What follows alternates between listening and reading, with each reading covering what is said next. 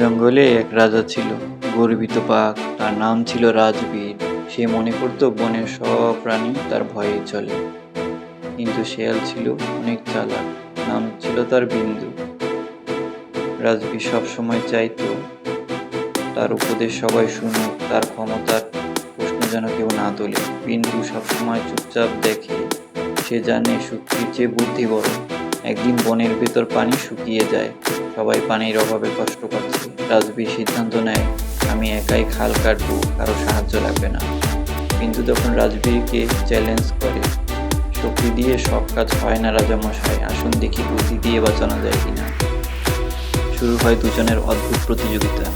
রাজবীর মাটি খুঁড়ে খাল কাটার চেষ্টা করে, কিন্তু শক্তির কাছে পরাজিত হয়, সে ক্লান্ত হয়ে পড়ে।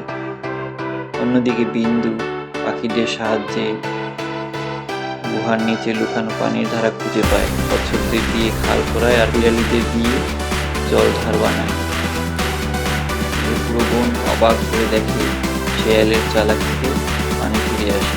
রাজবীর মাথা নত করে বলে, তুই শুধু বুদ্ধিমান না, তুই সত্যিকারের নেতা। এই জঙ্গলে শক্তি আর বুদ্ধি একসাথে চলবে, একে কেউ রাজা হয়।